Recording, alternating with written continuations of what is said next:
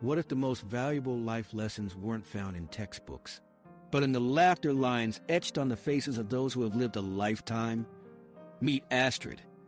She was a wisp of woman, barely 5 feet tall, with eyes the color of a stormy sea, living in a small Vermont town nestled amongst rolling hills and maple trees. Her house, a cozy Cape Cod overflowing with books and the scent of cinnamon, was something of a local legend, not because it was grand or opulent, but because of Astrid herself. At 93, she was a living library, a wellspring of stories and insights accumulated over nearly a century. I sought her out because I felt adrift like a small boat on a vast, restless ocean. Approaching 30, I was bombarded by the relentless expectations of modern life, career, marriage, family, success. It felt like a race I didn't sign up for, and frankly didn't know how to win. The first time I visited, Astrid greeted me with a twinkle in her eye and a mug of steaming tea. "So you're feeling a bit lost, are you?" she asked, her voice a gentle rasp. I confessed my anxieties, my fears of failing, of not living up to my potential. She listened patiently, her gaze unwavering. When I finally ran out of steam, she simply smiled. "Potential, you say?" "My dear, potential is a seed. It needs soil, water, and sunshine. But most importantly, it needs time to grow." Her wisdom wasn't delivered in grand pronouncements, but in quiet anecdotes woven into the fabric of everyday conversation. She told me about her own life, a tapestry of triumphs and heartbreaks, of quiet joys and devastating losses. She spoke of her dreams of becoming a painter, dreams that were sidelined by the realities of the Great Depression. "Did you regret it?" I asked, picturing my own dreams, threatened by the demands of practicality. She paused, considering. "Regret is a heavy cloak to wear, child. It can suffocate you." I mourned the path not taken, certainly. But I also learned to find beauty in the path I did take.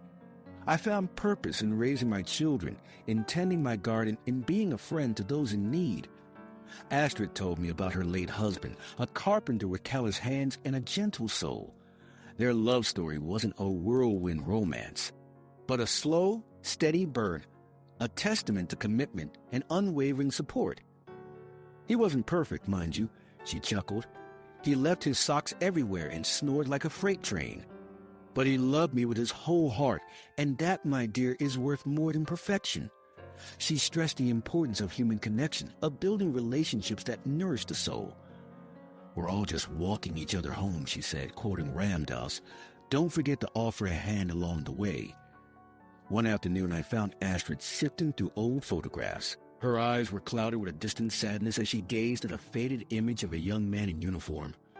"My brother lost in the war," she whispered. "So much potential snuffed out too soon." The image served as a stark reminder of life's fragility, of the importance of cherishing each moment. Astrid taught me that grief wasn't something to be avoided, but something to be embraced, a testament to the love we share for those who are gone. "Feel it," she said. "Let it wash over you. Don't try to bury it, or it will fester." Another time, I confessed my fear of aging, of losing my youth and vitality.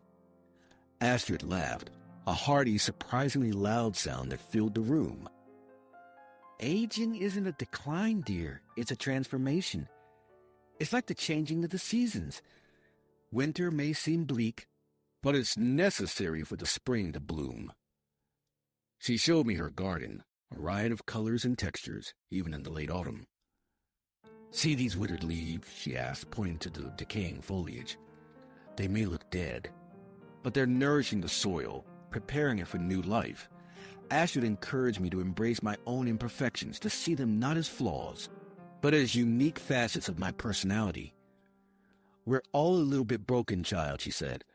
"That's how the light gets in." She recounted a story about a time she made a terrible mistake, a misjudgment that hurt someone she cared about deeply. "I was so consumed by guilt and shame," she recalled, "I couldn't forgive myself. There was a friend, a woman named Clara, who helped her see the situation in a different light. Clara had said, 'Astrid, you can't change what happened, but you can learn from it. You can use it to become a better person.' That conversation was a turning point for Astrid. She learned the power of forgiveness, both for others and for herself. As the weeks turned into months, my visit to Astrid's house became a sanctuary, a place where I could shed the weight of my anxieties and reconnect with my own inner wisdom.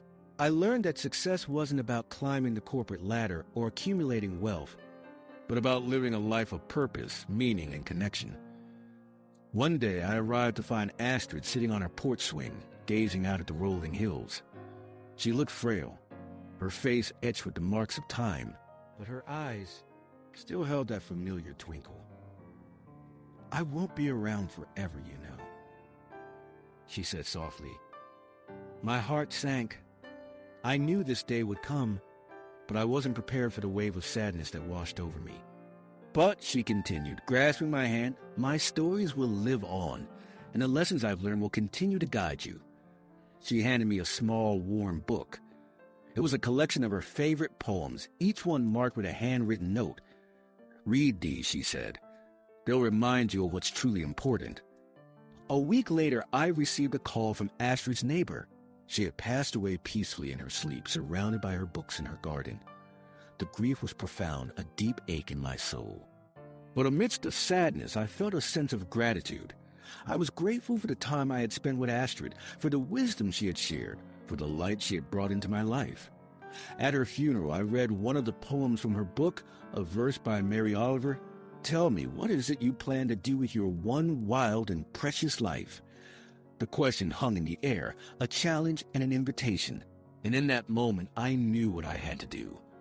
I had to live my life to the fullest, to embrace my imperfections, to forgive myself and others, to connect with the world around me, and to share my own stories with those who needed to hear them. Astrid's legacy wasn't just in the stories she told, but in the way she lived her life, a testament to the power of resilience, compassion, and unwavering belief in the human spirit. She taught me that the most valuable life lessons aren't found in textbooks, but in the quiet moments of connection, in the shared experiences that shape us, and in the wisdom of those who have walked the path before us. And now, years later, as I look back on my own journey, I realize that Astrid's greatest gift to me was not just the wisdom she shared, but the courage to find my own. The courage to embrace the unknown, to learn from my mistakes, and to live a life that is authentic, meaningful, and filled with love. What will you do with your one wild and precious life? The answer, I believe, lies not in striving for some unattainable ideal, but in embracing the beauty and the messiness of the human experience, in learning from our elders, and in creating a legacy that will inspire generations to come. Every line on their faces speaks of the journey, and we lose so much when we don't listen.